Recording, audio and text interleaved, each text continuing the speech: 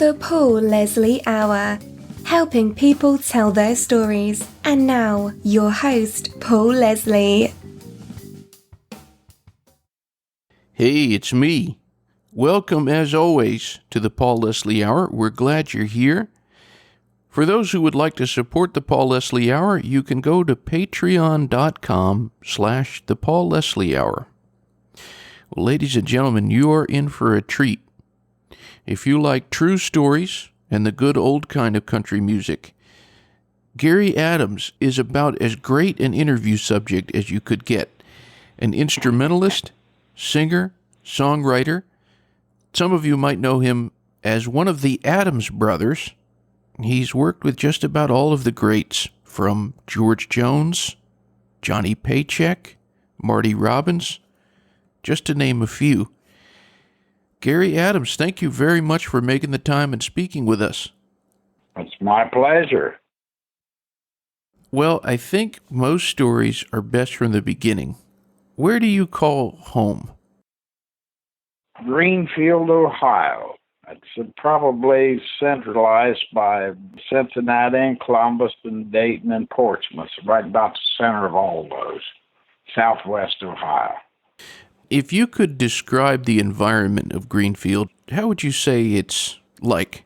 Well, it's kind of naturally, it's changed with the times and all that, but it was kind of a unique place because everybody around here seemed like they had not just wasn't talented, but they had exceptional talent. There were so many per capita, I'm saying. There were some great singers and musicians that came out of Greenfield, and we happened to be in that crowd, so it was kind of unique. And then, of course, it's where Johnny Paycheck was born and raised, and so like we always said, me and him went to the same reform schools together, and kind of. Yeah, it's been a trip just being from here. There's so much talent in this particular area. I mean, Daryl McCall came from Highland County, which is the county that we're living in, and Greenfield, Hillsborough, and everything in the Highland County. There was really some pretty awesome talent come out of here. It's interesting because Ohio is maybe not some place where people would think of country music coming from, but you have Kentucky immediately to the south, and as you mentioned, people like Johnny Paycheck, David Allan Coe is from Ohio. Yes, that's true, yeah. Yeah. And Bobby Bear was from Portsmouth, and John Thomas Connolly, or I think that's his name, yeah. He was from Portsmouth, so there's been quite a few. And of course, the legendary Roy Rogers was just right up the road from there, under the name of Leonard Sly. So we all had a pretty good section of the pie covered here. So your brothers all being musical guys, when did you all start playing together? Oh, goodness. It seemed to me like we always did. I know, I thought I was about like 3 or 4 when I started playing. And, of course, my dad and his brothers, they had the original Adams Boys back in the 30s and 40s. They played a lot of dances and stuff, square dances and what have you back in those days. And it just kind of spilled over onto us at this generation. My Uncle John was a steel guitar. His boy Joe was a steel guitar player. And so we had a pretty good band to start out with. My dad was a fiddle player. They had a couple other brothers that played with them, so it's just been a kind of a hand down from the generations. So, and I don't know. I think my grandfather, I think they were fiddle players back in the old times. So that our roots are really grounded in country music. I want to go back for a moment to a very legendary name that you mentioned, Johnny Paycheck. Can you perhaps remember the first time you ever met Johnny Paycheck? I certainly can. It was down there. We lived about 4 or 5 miles out of Greenfield at the time. And we had a friend that lived right up the top of the hill from us. And Johnny Paycheck used to come down there and play with him. Now, I'm talking, I was about 4 or 5 years old, somewhere in there. And the first thing I remember was he was kind of loud mouthing my couple of my other brothers, so they took him under the tree and gave him a lesson on how not to act if you was from the city when you're around real country boys. And he learned quite well. Didn't take him long, but other than that, I mean, that was the only conflict that we ever did have, and we had that one thing in common. We all loved music, and Johnny was a good player back then, and he used to show me little licks on the guitar when I was really little, and I just picked it up. And he was probably the first person outside of the family, because I came from a very large family. He was probably the first person I ever met that I can remember that was outside, that wasn't a cousin or something. We just kind of bonded from the time I was a little kid till the time he passed on.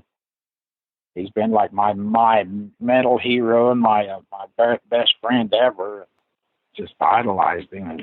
He was just something else. He was a very unique human. He was extremely talented, and then he could do anything, to the level that it was acceptable as far as his ability. He was a good steel player, good bass player, good, not such a good drummer, but he could get by. Of course, naturally, he was a great singer and songwriter. And that was something that was kind of unusual around here, somebody making up their own songs and stuff. And then we kind of got hooked up with him there and through a mutual friend in Greenfield here. And his name was Paul Angel, and he was kind of the mentor of the whole bunch. We'd all get over in his basement, and he would record us with his little tape, 2-track thing there, and it just had several good, great pointers for upbringing. Getting us prepared, because he knew we was all, had just a little bit of an edge on most people as far as talent, and he knew we was going to go to Nashville sooner or later, and of course Paycheck had been in and out of there, and so it just kind of came together. I think that was just the way it was set up and designed. That was our calling. We had to answer it. So it was quite a trip growing up in Greenfield. I was thinking the other day, I was listening to a whole lot of Johnny Paycheck music, and it was right before we spoke on the phone, and I was so impressed with his voice. Such a powerful and such a distinct voice, and sometimes I think he's left out when people are listing the great country singers. Well, I do too, and I really, of course, me being in there with him so much, I knew the respect that all the rest of the singers had for him. He was never intimidated by George or anybody. He'd just jump up there and do his stuff, and that was it. And just about all of them was a little bit intimidated by him because he was so good.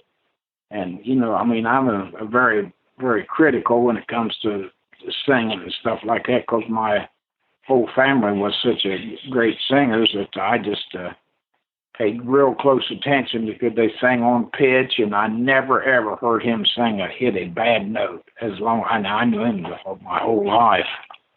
He was an extremely talented, for the country music field, probably the most talented one of the whole bunch.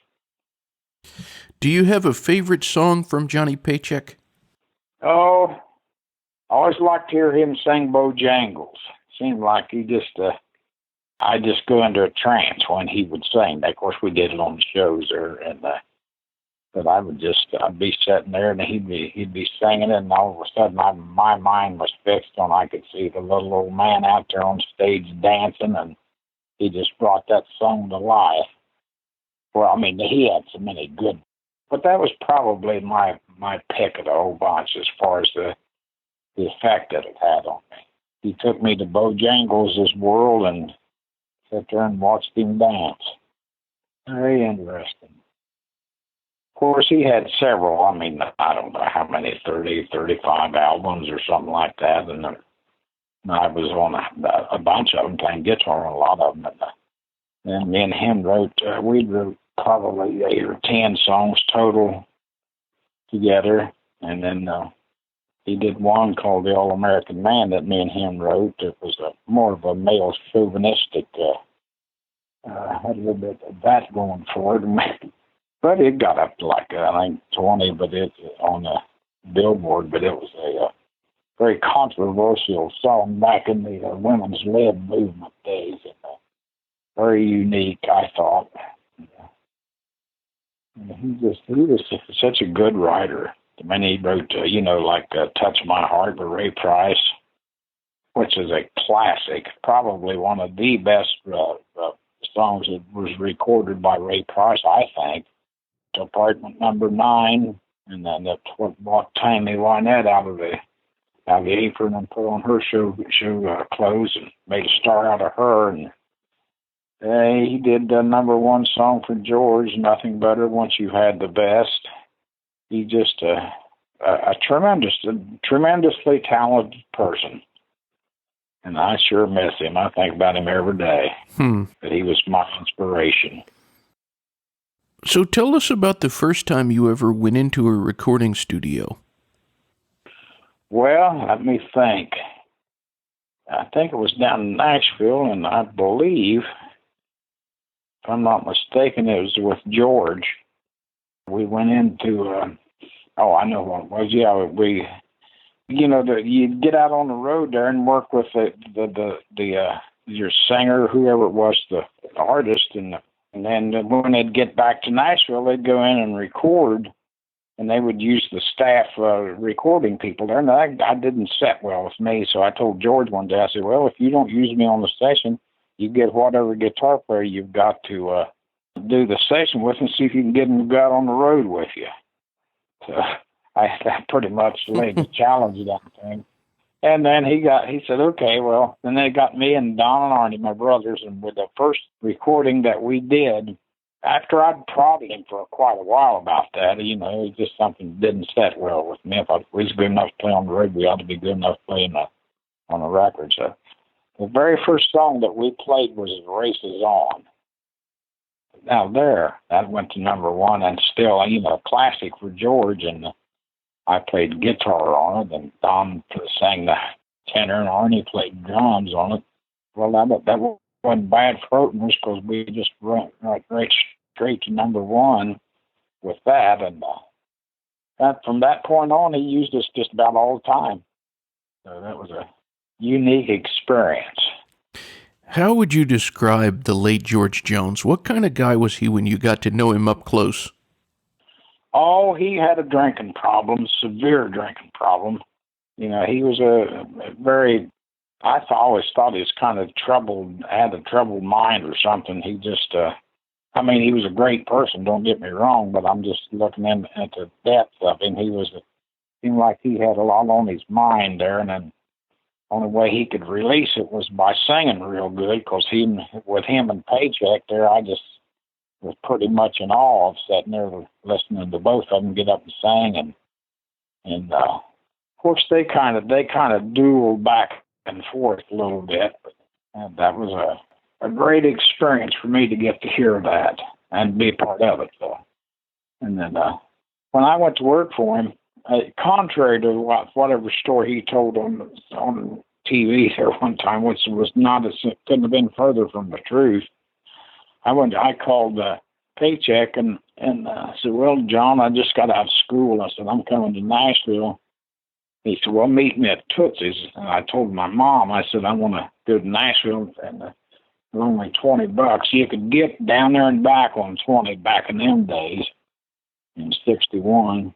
And so she said, well, what are you going to do? And I said, I'm going to try to get me a job playing this guitar, and if I can't get to play the guitar or get a job, I'll just come back and go back to Detroit or someplace and fool around with cars, because that was my second favorite thing to think about was cars. And so anyhow, I drove down to my cousin and me went down to Nashville and dropped this out of Tootsie's there and walked in there, and Paycheck met us in there, and he, just as soon as I came in, he said, hey, guess who you're working with?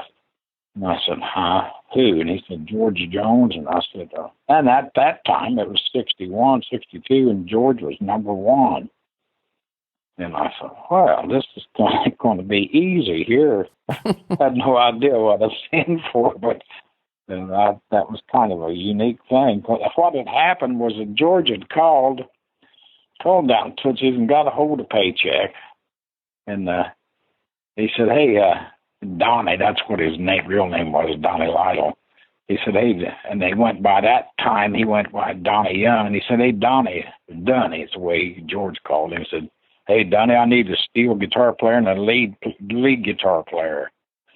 And, of course, Paycheck was out of work. And he said, well, I'd play steel. And said, I got a guitar player coming down from Ohio. He said, real good, young kid. And so he said, well, he sent Johnny some money and so we could get out there. And that's how I got started in the thing. And right off the bat, I seen this guy here, this George, is a pretty rough to work with. I mean, he's very temperamental and stuff like that. And after I kind of got used to what's going on, wasn't all that well mannered and stuff. But he had a little. Of course, the biggest part of the time he was drunk. Just the way he was. And he had good. I mean, George was a good person, but the whiskey had the best part of him for just about all the time I worked for him. Then he got into the cocaine, and that was even worse. And that was enough for me. I was back to the house, but I was with him. I think from 61 till 66, and then went back to work with him in 76, 77, somewhere around there for a few months. And that was back when he was really bad on the cocaine, because he called me and said, Gary, I need somebody. I can't get nobody to work with him. And he said, I need a bank, and you guys can come down and play with me. And I said, well, yeah, we can. So I got a hold of Don and a couple of friends up here, and we took off for Alabama and walked in there. And that's kind of a unique thing. There's George Jones. I mean, everybody knows how legendary he was. Went to his little common, like new house, but it wasn't nothing fancy. And he had a 78 Thunderbird sitting there, and walked in the house there, and he said, you got any money? And I said, I've got about 37 cents left. After we got down there, we just barely had the money to get to Alabama. And he said, well, I've got 17 cents. He said, just give it here. He said, and so I handed him my change, and he went to the patio and hit the sliding window there and said, if we're going to be broke, let's be broke. So he threw it all out in the yard somewhere. Okay. I guess we'll just have to go for it. But, we did it. We did a couple of all 3 or 4 dates there, and I noticed he was in that cocaine really, really bad. And, of course, this was after his split up with Tammy, and so he would literally, I mean, not seriously, he did that duck talk and stuff like Donald Duck. And he would sit in there and get high on his cocaine and just sit there in the bedroom and talk about Tammy, and then answer himself in the duck voice, just like a third party. And the drummer said, well, I don't know about this. We might have got into something here we can't handle. Said he's serious about that. But that was just so, what the cocaine was doing to him. And so finally me and Don talked him into, hey, George, you're embarrassing us. I said, we go out on stage and you can't even sing. You just barely talk. And I said, you're embarrassing us. And if you don't stop it, we're going home. And he kept telling us about this song. He said, we was broke. George was broke, and we'd get a date between every once in a while and get a little bit of money, and then he'd go through it and spend it and buy cocaine with it, and we was lucky to get paid back then. And so he kept saying, well, I've got this one song, and he was singing, and it was he stopped loving her today. I mean, he'd sit there and sing it to us. He said, boys, this is going to bring us out of it. So, I thought, well, this is an awful good song. It's just quite morbid, but I always kind of was partial to them anyhow. And I think country music kind of supports a real sad, slobbering tear-jerker is what he used to call them. And so, well, this could be right. So me and Don got George off to himself and said, George, listen, you want to do this, you're going to have to straighten up. You've got to stop the cocaine. You absolutely have to stop that. And go check into a hospital and get dried out, and then we can carry on with this. And then you can go to the studio and you can record that, and we'll just go ahead. And so anyhow, we talked him into it, and I personally talked him into going back and signing with her, or joining up with Tammy and her husband, then, George Ritchie. And then, so anyhow, George had went to the hospital and dried out, and it took about a month, and then they called us and said George Ritchie was going to fire you guys because he thought you was a bad influence on George. So, well, okay, whatever. So, and then the next thing you know, George had come out with that song, and there he was. It was just like we'd said it would be. I mean, he said it was going to bring him out of it, and it did. It brought him clear up to the biggest song he ever had. And but anyhow, they fired us because we was a bad influence, they said, if they'd only known. But that was just part of the deal. When you would see him behaving kind of strangely, like using the Donald Duck voice, what was going through your head when you saw this? What would go through anybody's head? This guy's crazy. And then actually, when they got him in the hospital, they gave him an IQ test, and he had an IQ of 62. Somebody said, well, that's it. Well, I was laughing about that when we did that Tales of the Tour Bus, and it was kind of a live interview thing there, and was talking about George, and brother said, well, I said, well, George had an IQ of 62, and then the brother said, well, what does that make you? And I said, just a little bit downer than him because he was my boss. That's what. But yeah, it was an experience. I mean, I wouldn't trade it for nothing, just because of the way the influence it rubbed off on me and my brothers, and it's got to be a part of something that was just country music history, really. Oh, yeah. Well, it was a trip, to say the least. Something I wanted to go into, a lot of the listeners out there are familiar with this animated series, Mike Judge Presents Tales from the Tour Bus. I think they're really very well done. There's all these stories that are told, the kind of stories that you would only hear on a tour bus, and you appear in the George Jones episode and also the Johnny Paycheck episode. What are your recollections from the making of that? What was that like to be a part of?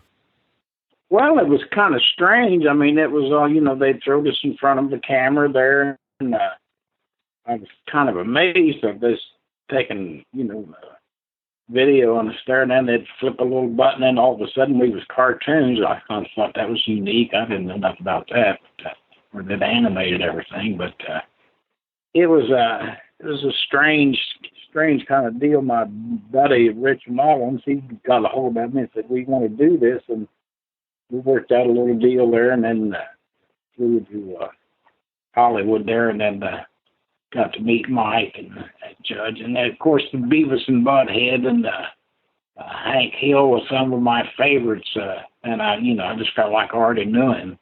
And then Mike said that he said somebody had asked him, if you had one album you got to listen to the rest of your life, which one would it be? And he said, well, it was George Jones and the Adams Boys live at some club in Texas and Houston. Dancetown, USA, that was it. We did a live album there, and it came out. It was really good. I thought the live, good sound and everything. And that's one that Mike said he would, if he had his druthers, he would rather have that one as any album ever made. So pretty well set in stone. He was a Georgia Jones fan.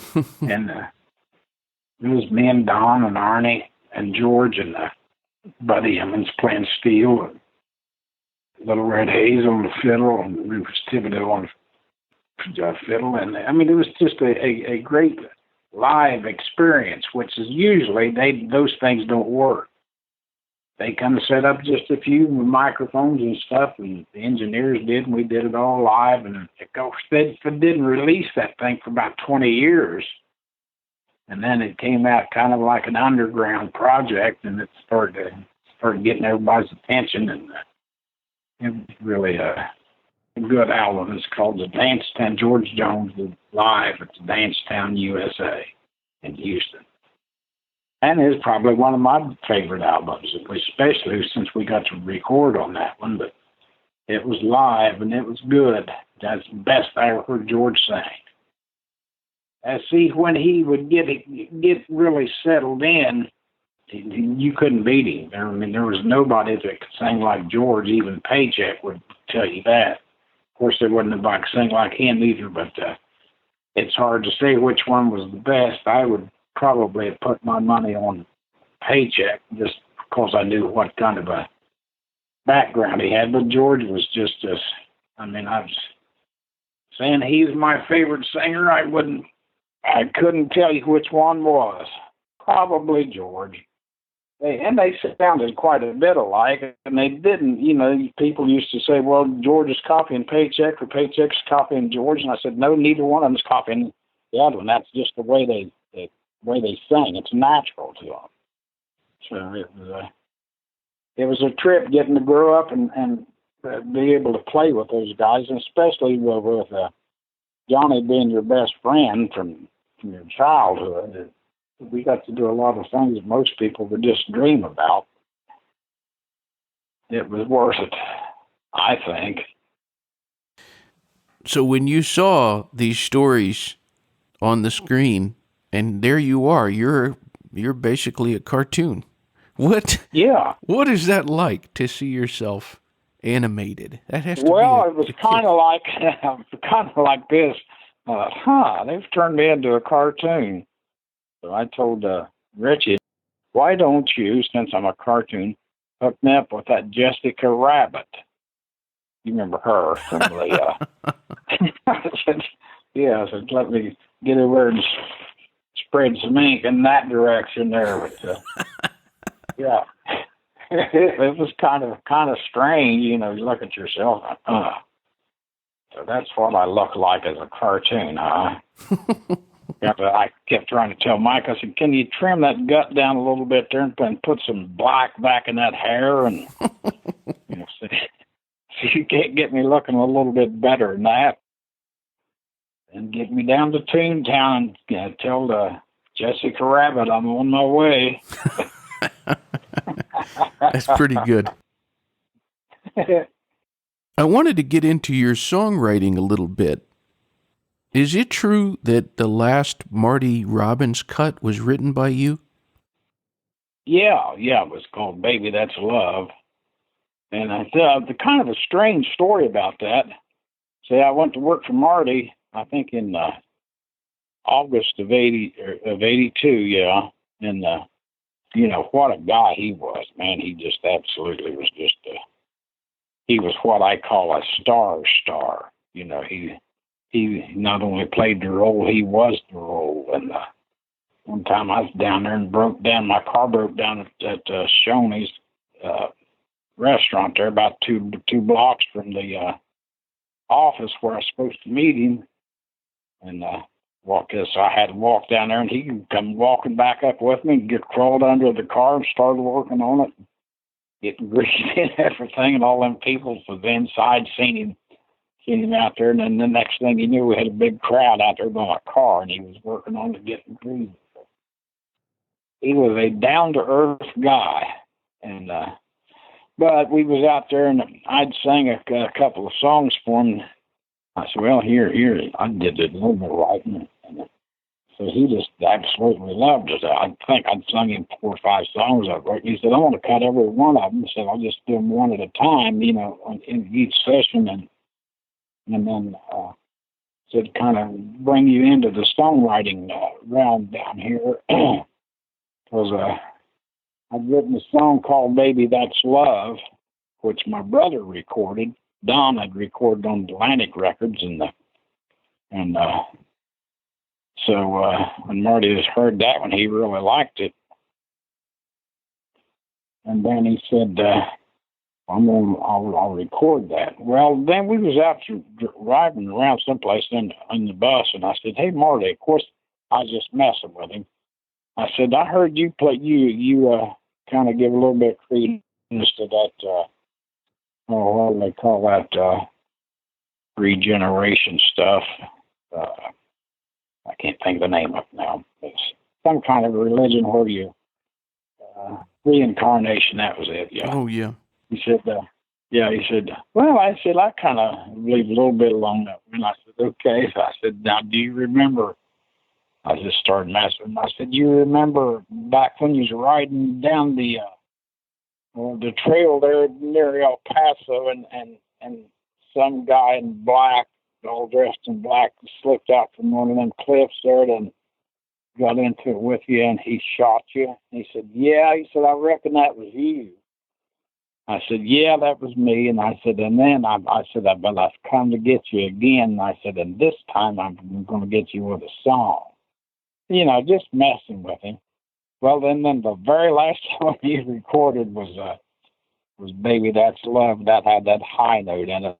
And then the next day he had that heart attack. I was a little prophetic there, but I wished I had to be, because I just prophesied myself up a good job. But, yeah, that was a strange thing. And he really, he was going to do every song that I'd written as soon as he got a chance to it. And he really appreciated my writing about like my guitar playing. I was a fairly good guitar player at the time, and so I could do whatever he wanted. Played the El Paso stuff and the Mexicali stuff, and didn't have no problem with it. But he was certainly a tremendous artist to get to work for. He was a race car driver, and I like that stuff. Anyhow, I like race cars, and so we had a lot in common. And Marty was a great singer, and he played the Hawaiian steel. With the lap deal, they could really do that very authentic and sing the Hawaiian songs. And it was a trip getting to work for him, but that was such a short-lived thing. It was heartbreaking for him to have that heart attack. And I said, oh, no, what do I have to tell him that for? Anyhow, that was just one of those deals. And doesn't your story intersect with the late little Jimmy Dickens? Oh, yeah. There was a character. Little Jimmy Dickens was a wild little man. I mean, he was funny and just partied constantly. I mean, there wasn't a minute I ever did think. We'd ride along, and back in them days, we'd travel in a car or a station wagon or something like that, pulling a trailer. It was before the stars got to making so much money they could afford a bus. So, we'd travel along, just cut up and clown around. And Jimmy Dickens was, he was the first one that found Buddy Emmons. He brought him down from Indiana and brought him to Nashville. And of course, the rest was history as far as steel guitar players. That was the greatest ever, and ever will be as far as I'm concerned. And but Jimmy Dickens was a very unique person. Then he had this song, something about the bird of paradise, made the bird of paradise flap your nose. And so he got a hold of Buddy, and he had to do some TV shows for promotion. And so he got a hold of Buddy, and Buddy recommended us to him. So it was me and Buddy and Don and Arnie was the band, and we went did the Johnny Carson show and Jimmy Dean show, and I think it was Hall of Blue, I believe. And just did those shows with him to promote the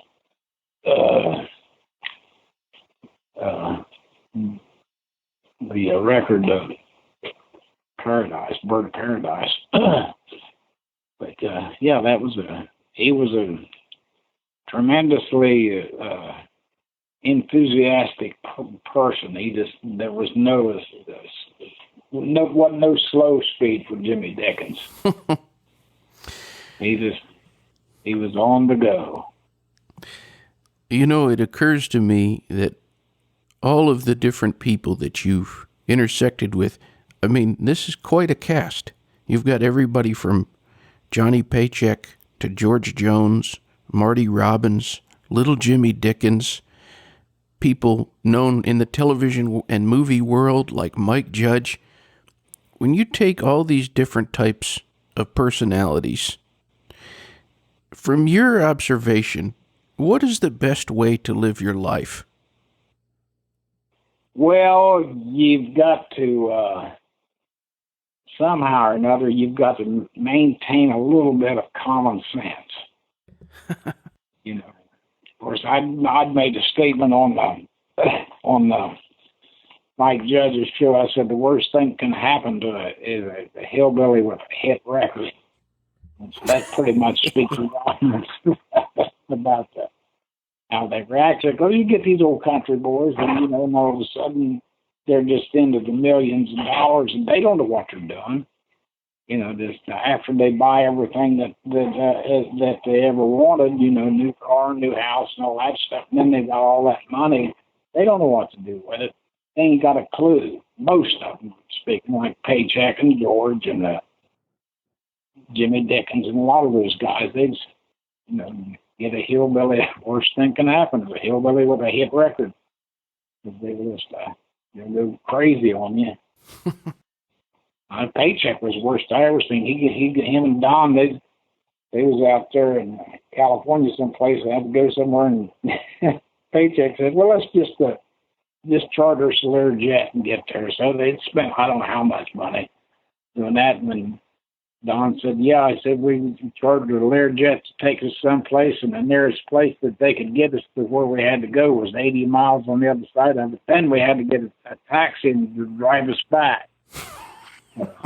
So it was a riot.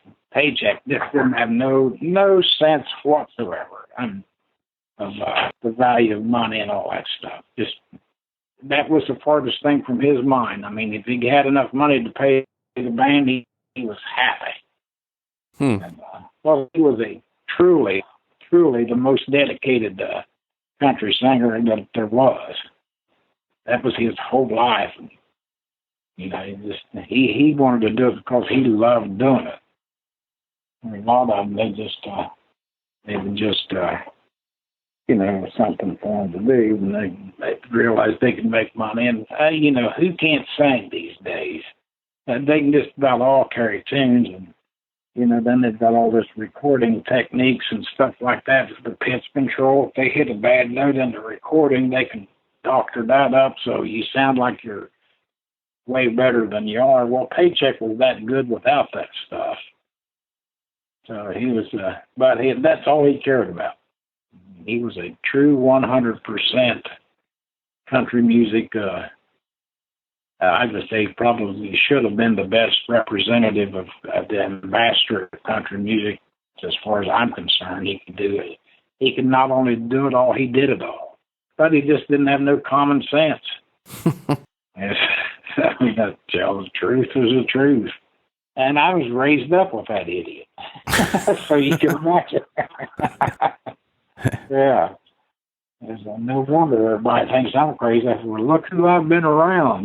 George Jones and Johnny Paycheck, Ray Price and Jimmy Dickens. If that ain't enough to mess your mind up, I'd like to know what is. I wouldn't trade it for nothing. It was just truly an experience the whole lifetime, my lifetime in country music. And I love all kinds of music. I'm especially a jazz lover. I love jazz. Country music is the ultimate music if it's done in the taste of the old standards and the old classic country. I don't care nothing for this new stuff. Yeah. I don't even do it. Don't have an ear for that. I just soon hear rap. Well, I always like to let the guest just take the stage at the end. I just let them go wherever they want. For anyone who's tuned in, what would you say to them? Well, yeah, I really don't know whether the direction country music is headed is going to satisfy anybody like the classic country that I grew up in, and it was Ray Price and George and Merle Haggard and those type people, and even on back into Hank Williams and Lester Frizzell. So that was music with a meaning.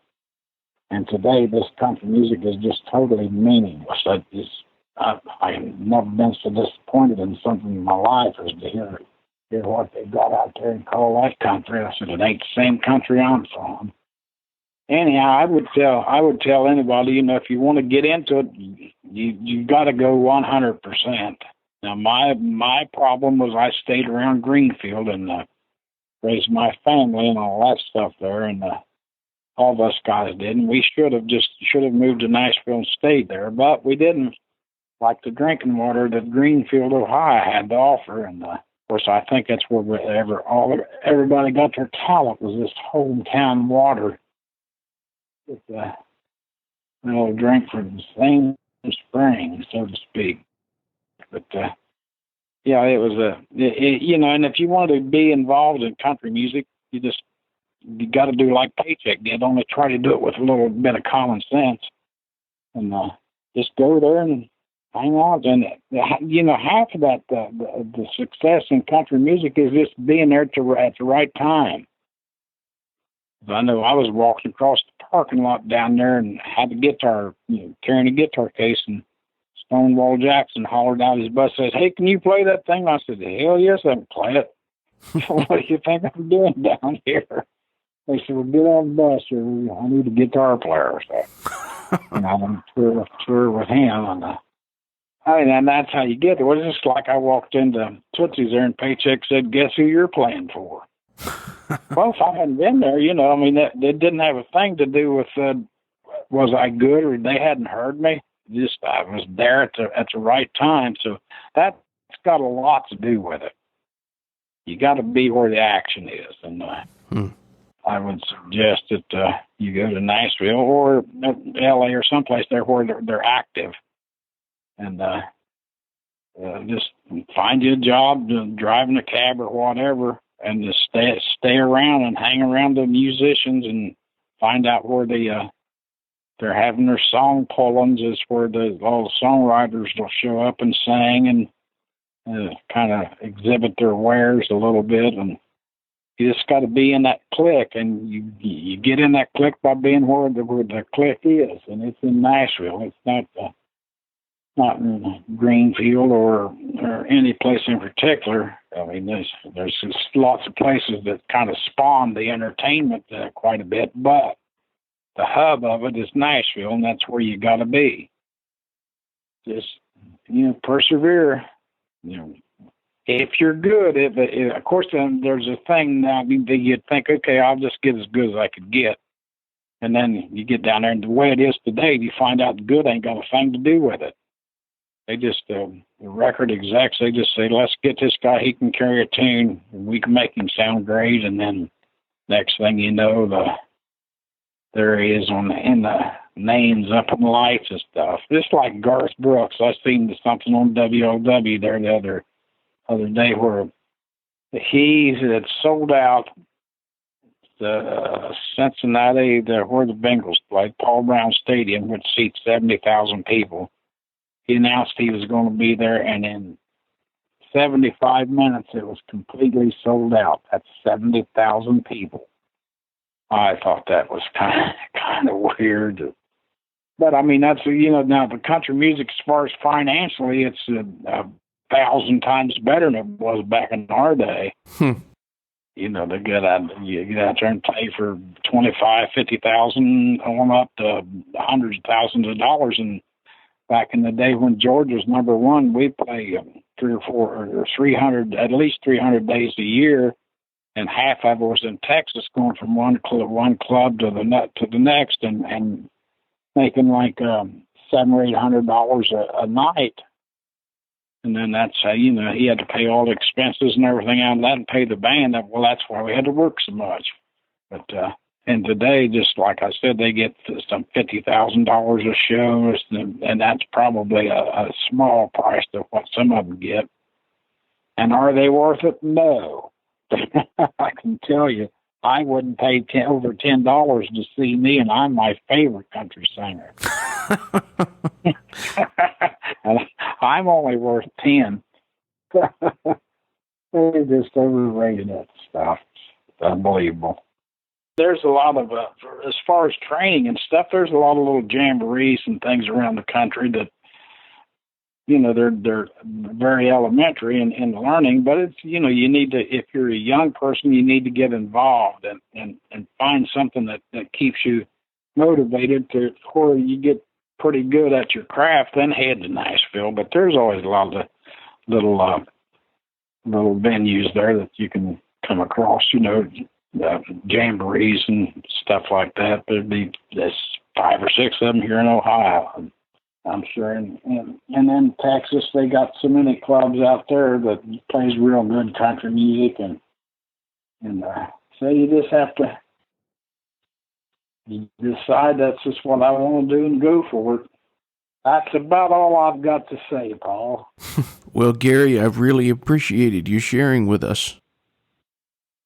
Well, it's been my pleasure. If anything that I can say to help somebody along the way, at least I can add that to my little resume and say I helped him. That's what it's all about, really, in the long run. There is how many people can you help? Well spoken. Thank you. Well, Gary Adams, I hope we connect again. The same here. I'll be looking forward to it. All right, sir. I'm glad to hear it. Until next time. Okay. Sounds good to me, and God bless you and everybody that hears your voice. That's very kind. God bless you, too. Thank you. The boop, bop, deep bop, a doodly, keep bop, doodly, shop, bop, a dinga daka. Ooh, no, I just get up, like a ponton, cook it to be, a zilla baka, pumpkin, don't go, bunch, good look on the good loop, boodly, boom. Goodbye.